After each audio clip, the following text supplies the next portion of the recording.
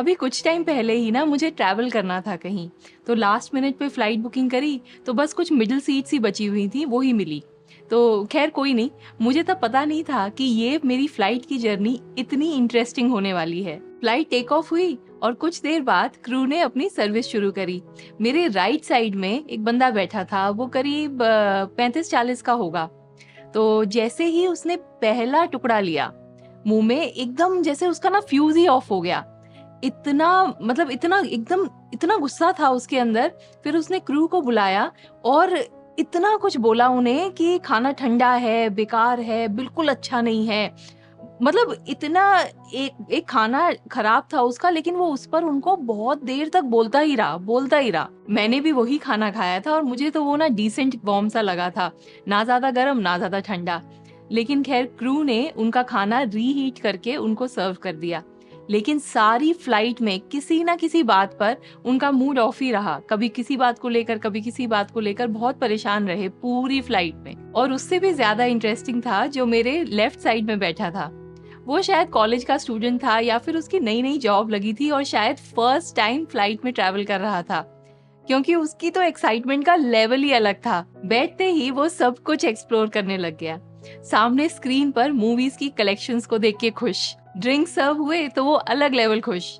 वो टिक कर बैठ नहीं पा रहा था, इतनी एक्साइटमेंट थी उसको। और उसने पूरी जर्नी, पूरी फ्लाइट बहुत एंजॉय करी। जब थोड़ी देर के बाद लाइट्स डिम कर दी गईं, तब मुझे ये इंटरेस्टिंग थॉट आया कि सेम ही फ्लाइट है, सेम क्रू, सेम ड्रिंक्स और सेम खाना, फिर भी कितना फर्क है। एक इंसान इतना खुश और दूसरा उतना ही परेशान।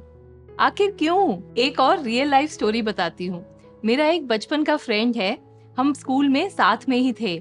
प्राइमरी लेवल से ही पता चलता था कि वो बहुत इंटेलिजेंट था, हमेशा क्लास में फर्स्ट आना और ओवरऑल एकेडमिक्स हो या स्पोर्ट्स सब में ब्रिलियंट।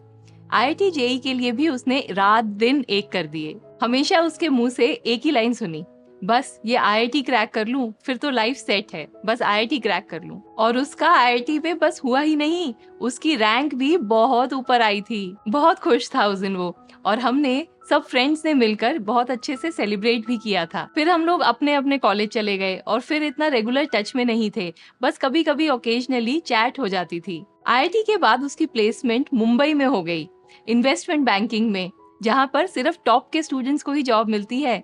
तो उसकी सैलरी तो क्या ही बोलो। शुरू शुरू में तो काफी एक्साइटेड था, रेगुलरली चैट पे बताता था। लेकिन धीरे धीरे उसकी चैट कम हो गई, थोड़ा इनएक्टिव सा हो गया चैट पर। मुझे लगा कि इन्वेस्टमेंट बैंकर है, बिजी तो होगा ही। थोड़ा टाइम बस ऐसे ही निकल गया।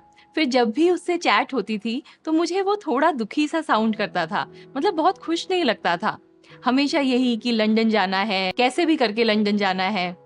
उसके कुछ कलीग्स वहाँ थे जो कि शायद बहुत अच्छा कर रहे थे, और उसको लगता था कि मैं तो बस यहाँ मुंबई में फंस गया हूँ, मुझे भी लंदन जाना है कैसे भी करके। मतलब क्या था ये, टॉप 1% में होगा वो, और उसके बाद भी दुखी। फिर मैंने ना इस पर थोड़ी और रिसर्च करी। काफी ऑथर्स ने इसके बारे में लिखा भी है कि वो क्या फैक्टर है जो हमारी खुशी डिसाइड करता है। I mean, हम सबके लिए हैप्पीनेस, खुशी ही तो है जो हम सब पाना चाहते हैं। टॉम मैग्लियोसी ने इसको मात्र 5 शब्दों में डिस्क्राइब किया है, happiness equals reality minus the expectation. अगर ये हमारी रियलिटी है और ये एक्सपेक्टेशन, तो हम खुश हैं। और अगर ये एक्सपेक्टेशन है और ये रियलिटी, तो हम खुश नहीं हैं। और जितना बड़ा ये गैप होगा, उतनी ही बड़ी खुशी या दुख होगा। और रियलिटी से ज्यादा तो एक्सपेक्टेशन है, जो हम काफी हद तक कंट्रोल कर सकते हैं। मगर हम अपनी रियलिटी को और आगे बढ़ाने की होड़ में ही लगे रहते हैं। तो उस फ्लाइट में मेरे राइट में जो इंसान था, उसको फ्लाइट एक्सपीरियंस की एक बहुत ही प्रीमियम एक्सपेक्टेशन थी, और वो किसी भी वजह से हो सकती है। मे बी वो फ्रीक्वेंट फ्लायर हो, मे बी वो हमेशा बिजनेस क्लास ट्रैवल करता हो, या जो भी। और मेरे उस आईआईटी वाले फ्रेंड की रियलिटी और एक्सपेक्टेशन में भी काफी गैप था, इवन दो उसकी रियलिटी 99% लोगों की रियलिटी से बहुत बेहतर होगी। तो क्या इसका मतलब है कि हम और कुछ पाने की, आगे बढ़ने की कोशिश ही ना करें, बस जो कुछ है उसी में चिल करे। ऐसे तो कैसे प्रोग्रेस होगी, कैसे आगे बढ़ेंगे लाइफ में? इसको समझने के लिए मैं एक रियल एग्जाम्पल बताती हूँ।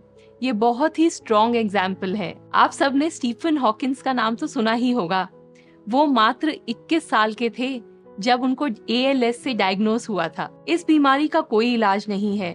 ALS एक डीजेनरेटिव मोटर न्यूरॉन डिसीज है, जहां पर धीरे धीरे इंसान का खुद अपनी मसल्स पर कंट्रोल छूट जाता है और बस 2-4 साल में ही डेथ हो जाती है। लेकिन स्टीफन हॉकिंस पूरे 55 साल तक जीवित रहे और क्या जीवन जिया उन्होंने। ये बीमारी उन्हें धीरे धीरे पैरालिसिस की तरफ ले जा रही थी, लेकिन इसके बावजूद उन्होंने अपनी रिसर्च थ्योरेटिकल फिजिक्स की फील्ड में जारी रखी और कई पेपर्स पब्लिश किए। मैं आपको ये सब क्यों बता रही हूँ? क्योंकि उन्होंने एक इंटरव्यू में कहा था, My expectations reduced to zero when I was 21. Everything after that has been a bonus. मेरी एक्सपेक्टेशन तो बस 21 साल की उम्र में खत्म ही हो गई थी। उसके बाद तो मुझे जो भी मिला वो सिर्फ एक बोनस था। तो यहाँ हम देखते हैं कि अपनी एक्सपेक्टेशन को जीरो करने के बाद भी उनके एफर्ट या सक्सेस में कोई फर्क नहीं पड़ा, बल्कि इससे उन्हें प्रोत्साहन मिला और वो अपनी फील्ड में एक पॉजिटिव माइंडसेट के साथ रिसर्च करते रहे। यही पॉइंट मैं इस वीडियो में कहना चाहती थी।